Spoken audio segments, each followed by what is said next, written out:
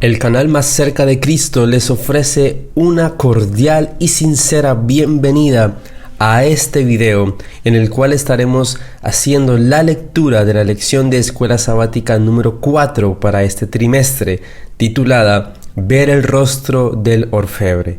Vamos a orar para que sea Dios quien nos dirija y quien nos ayude a entender y a comprender cada una de las palabras que hoy vamos a aprender. Padre Santo que estás en el cielo, Dios, gracias te damos por tus bendiciones, por tu compañía. En este momento, Señor, queremos pedir tu dirección para que nos unjas con tu espíritu y el entendimiento para comprender cada palabra que has de enseñarnos. En Jesús, amén. Sábado 16 de julio, ver el rostro del orfebre. Para memorizar. Por tanto, nosotros todos, mirando a cara descubierta como en un espejo la gloria del Señor, somos transformados de gloria en gloria en la misma imagen como el Espíritu del Señor. Segunda de Corintios 3:18. Amy Carmichael llevó a un grupo de niños a un orfebre tradicional en la India. En medio del fuego de carbón había una teja curva. En la teja había una mezcla de sal, tamarindo y polvo de ladrillo. Incrustado en esta mezcla había oro. A medida que el fuego devoraba la mezcla, el oro se volvía más puro. El orfebre sacaba el oro con unas tenazas y si no era lo suficientemente puro, lo volvía a poner en el fuego. Pero cada vez reponía el oro. Aumentaba el calor. El grupo le preguntó: ¿cómo sabe que el oro está purificado? Él respondió: cuando puedo ver mi rostro en él. Dios está tratando de purificarnos, de refinarnos como el oro, de transformarnos a su imagen. Ese es un objetivo asombroso. Y más asombroso aún es que solo cuando pasamos por los crisoles de la vida se desarrolla en nosotros un carácter semejante al de Cristo. Veamos un vistazo a la semana. ¿Qué papel tiene el sufrimiento en el proceso de purificación? ¿Cómo entendemos todo esto en el contexto del gran conflicto? Domingo 17 de julio, a su imagen. Porque a los que antes conoció, también los predestinó para que fuesen hechos conformes a la imagen de su Hijo, para que Él sea el primogénito entre muchos hermanos. Romanos 8:29. En el principio, Dios nos hizo a su imagen. Génesis 1:27. Pero el pecado corrompió esa imagen. ¿En qué aspectos vemos esta desfiguración de la imagen de Dios en la humanidad? Es obvio, el pecado nos corrompió a todos. Romanos 3:10-19. Sin embargo, Dios desea restaurarnos a lo que deberíamos haber sido originalmente. Aquí es donde encaja nuestro versículo de hoy. Revela el plan de Dios de quienes someten su vida al Espíritu Santo, sean hechos conformes a la imagen de su Hijo. Pero hay otra dimensión. La misma imagen de Dios debe reproducirse en la humanidad. El honor de Dios, el honor de Cristo, está comprometido en la perfección del carácter de su pueblo. El deseado de todas las gentes, página 626. ¿Cómo entiendes lo que nos dice Elena G. White en la cita anterior? Ver también Job 1, Mateo 5:16, 1 Corintios 4:19 y Efesios 3:10. Veamos qué nos dicen estos textos. Mateo 5:16. Así alumbre vuestra luz delante de los hombres, para que vean vuestras buenas obras y glorifiquen a vuestro Padre que está en los cielos. 1 Corintios 4:9. Porque según pienso, Dios nos ha exhibido a nosotros los apóstoles como postreros, como a sentenciados a muerte, pues hemos llegado a ser espectáculo al mundo, a los ángeles y a los hombres. Efesios 3:10, para que la multiforme sabiduría de Dios sea ahora dada a conocer por medio de la Iglesia a los principados y potestades en los lugares celestiales. Como cristianos, nunca debemos olvidar que estamos en medio de un drama cósmico. El gran conflicto entre Cristo y Satanás se desarrolla a nuestro alrededor.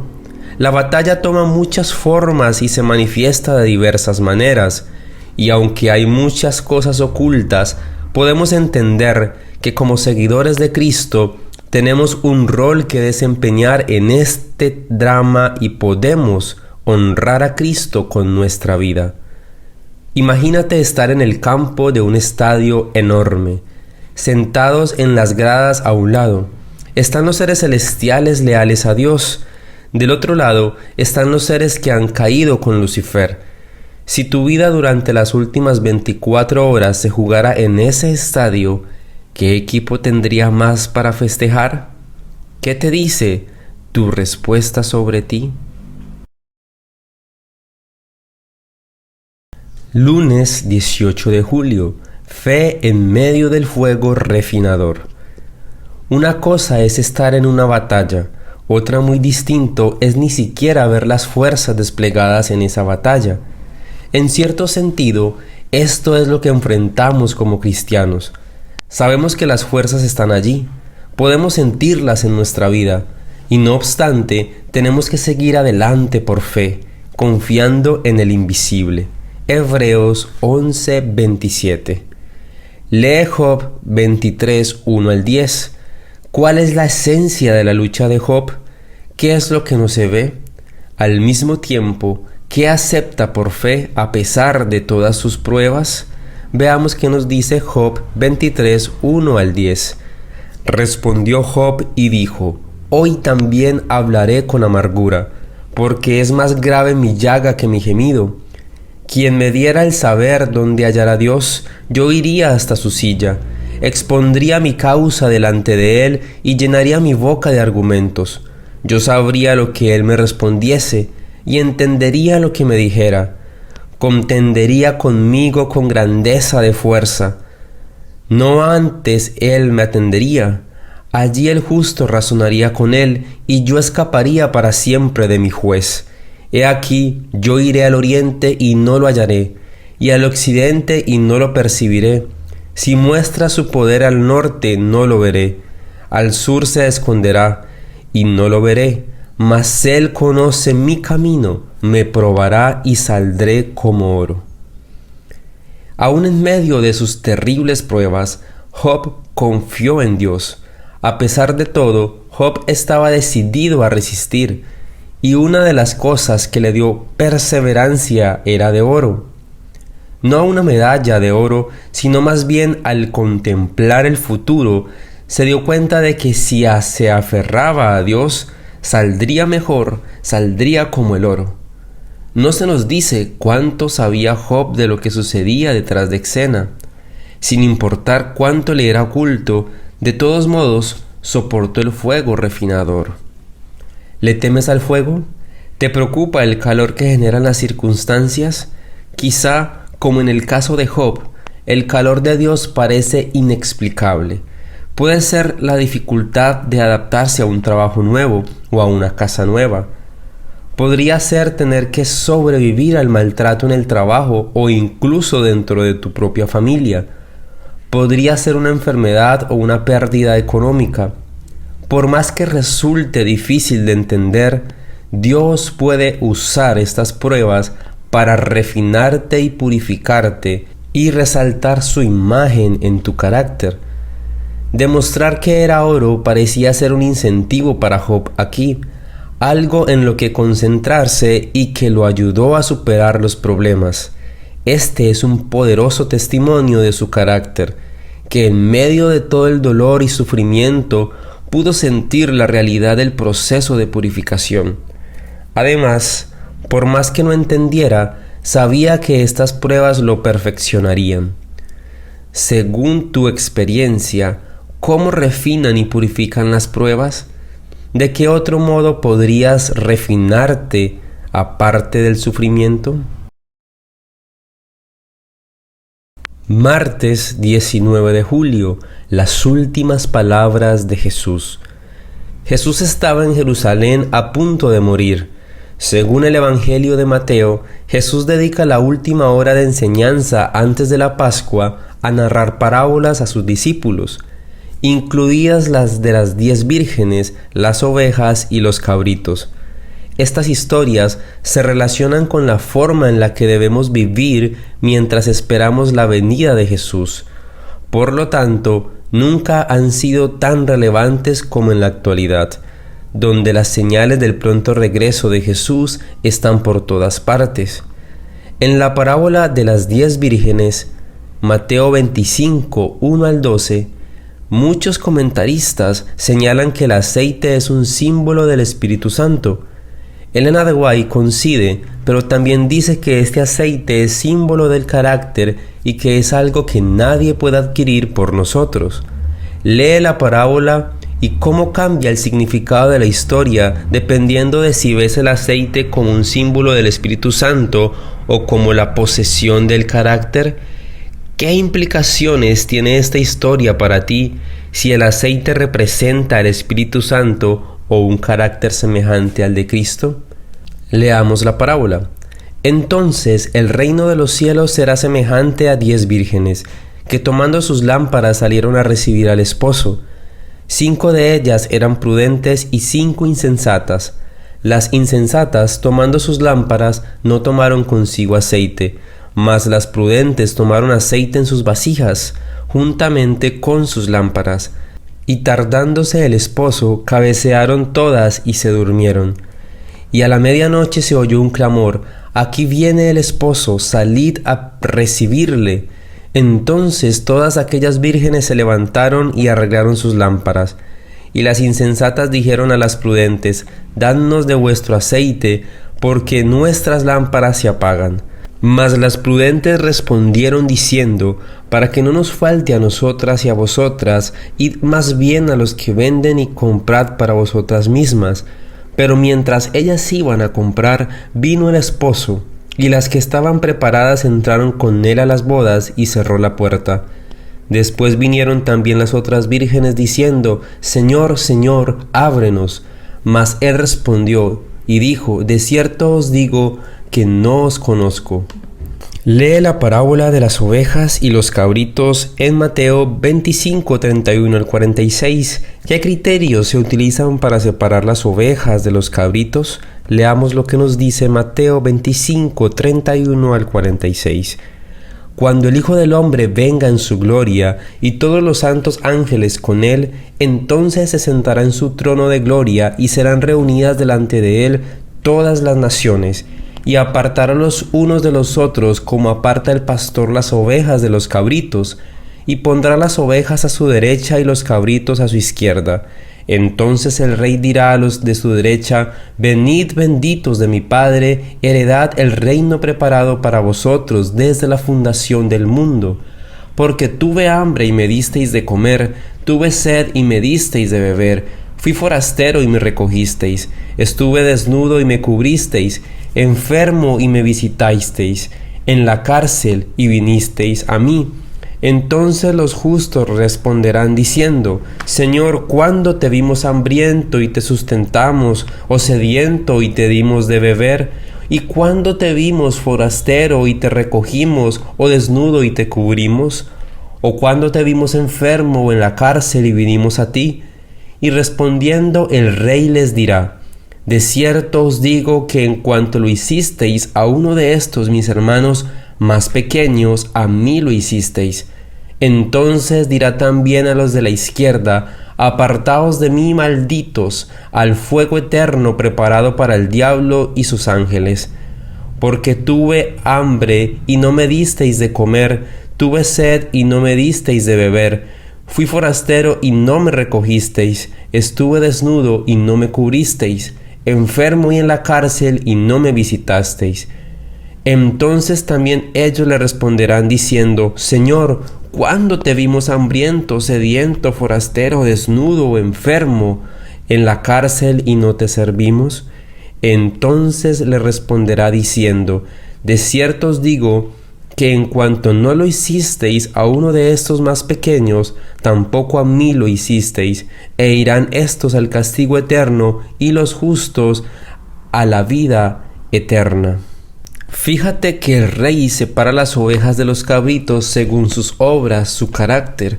Aunque Jesús no inculca la salvación de obras aquí, podemos ver cuán importante es el desarrollo del carácter en el plan de salvación, y cómo los que verdaderamente son salvos en Cristo reflejarán esa salvación en su vida y su carácter. Se dice que el carácter es lo que una persona es en la oscuridad. ¿Qué tipo de persona eres cuando nadie te mira? ¿Qué te dice la respuesta sobre los cambios que necesitas hacer? Miércoles 20 de julio. Los entendidos. Ayer analizamos la importancia del carácter para quienes esperan la segunda venida. Hoy veremos más específicamente la importancia del carácter para quienes estarán en vida en la segunda venida de Jesús. Lee Daniel 12, 1 al 10. ¿Cuál es el contexto? ¿A qué época de la historia de la tierra hace referencia? Más aún, ¿qué podemos entrever en estos versículos sobre el carácter del pueblo de Dios en esa época? ¿Qué características se le atribuyen en contraste con los impíos? Ver también Apocalipsis 22, 11. Veamos qué nos dice Daniel 12, 1 al 10. En aquel tiempo se levantará Miguel, el gran príncipe que está de parte de los hijos de su pueblo. Y será tiempo de angustia cual nunca fue visto, desde que hubo gente hasta entonces. Pero en aquel tiempo será libertado tu pueblo, todos los que te hallen escritos en el libro, y muchos de los que duermen en el polvo de la tierra serán despertados, unos para vida eterna y otros para vergüenza y confusión perpetua. Los entendidos resplandecerán como el resplandor del firmamento, y los que enseñan la justicia a la multitud como las estrellas a perpetua eternidad. Pero tú, Daniel, cierra las palabras y sella el libro hasta el tiempo del fin. Muchos correrán de aquí para allá, y la ciencia se aumentará. Y yo, Daniel, miré, y he aquí otros dos que estaban en pie, el uno a este lado del río, y el otro al otro lado del río. Y dijo uno al varón vestido de lino, que estaba sobre las aguas del río: ¿Cuándo será el fin de estas maravillas? Y oí al varón vestido de lino, que estaba sobre las aguas del río, el cual alzó su diestra y su siniestra al cielo, y juró por el que vive por los siglos, que será por tiempo, tiempos y la mitad de un tiempo. Y cuando se acabe la dispersión del poder del pueblo santo, todas estas cosas serán cumplidas. Y yo oí, mas no entendí, y dije: Señor mío, ¿cuál será el fin de estas cosas? Él respondió: Anda, Daniel, pues estas palabras están cerradas y selladas hasta el tiempo del fin. Muchos serán limpios y emblanquecidos y purificados. Los impíos procederán impíamente, y ninguno de los impíos entenderá, pero los que entendieron comprenderán. A Daniel se le dice que justo antes de la venida de Jesús habrá un tiempo de angustia, como no lo ha habido en la historia. Se nos da una descripción de los justos y de los impíos durante este tiempo. Fíjate que los malvados procederán impíamente, en contraste con los justos, que según el versículo 3 resplandecerán, tal vez porque han sido limpios y emblanquecidos y purificados. Durante este tiempo de angustia, cual nunca fue desde que hubo gente hasta entonces, además, en contraste, los impíos no entienden, pero los justos son entendidos. ¿Entender qué? Matemáticas, ciencia, la alta crítica. Proverbios dice que el principio de la sabiduría es el temor de Jehová. Quizás en este contexto los entendidos sean sabios porque conocen estos acontecimientos finales. El tiempo de angustia, a medida que se desarrolla, no los toma por sorpresa. Por su estudio de la palabra, saben qué es lo que les conviene, y lo más importante es que entienden lo suficiente como para permitir que este tiempo de angustia los purifique y los refine. Los impíos, por otro lado, simplemente se vuelven más obstinados en su rebelión y así continúan en su maldad. La cuestión fundamental es que aquí se nos presenta una descripción de un pueblo que ha pasado por un proceso de refinamiento y purificación. Aunque hemos visto estos versículos en el contexto de los últimos días, ¿qué principios vemos aquí que puedan ayudarnos ahora mismo a entender mejor de qué se trata el proceso de purificación y refinamiento, incluso para nosotros hoy? Jueves 21 de julio. El carácter y la comunidad. Una canción dice así: soy una roca, soy una isla. ¿Alguna vez te sentiste así, querer estar solo? Hasta quizás escuchaste gente que dice: bueno, mi caminar con Dios es una cuestión personal, no es algo de lo que quiera hablar. Lee Efesios 4:11 al 16. ¿Qué destaca Pablo aquí? ¿Qué papel otorga a la comunidad?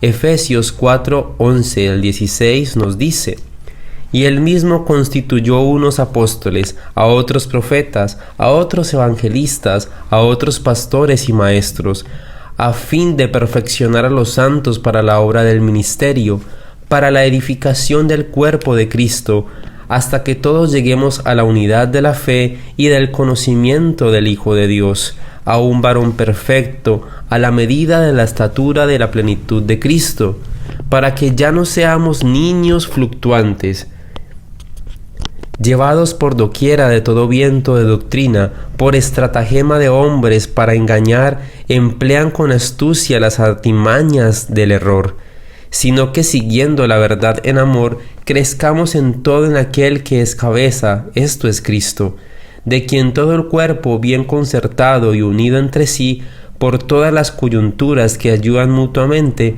según la actividad propia de cada miembro, recibe su crecimiento para identificarnos en amor. Cuando Pablo escribe a los Efesios, caracteriza a la iglesia como un cuerpo. Jesús es la cabeza y su pueblo constituye el resto.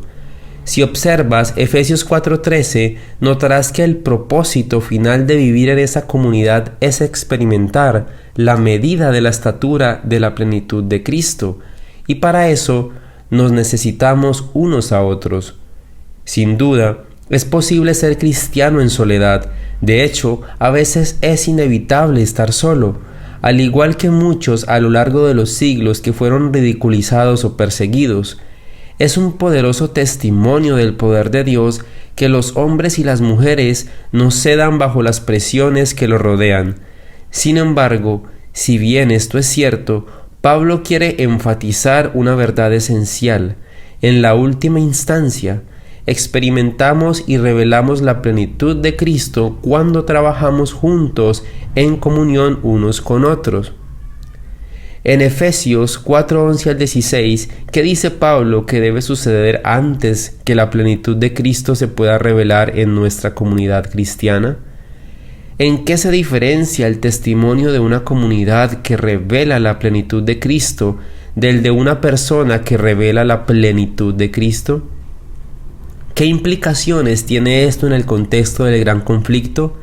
Ver Efesios 3:10.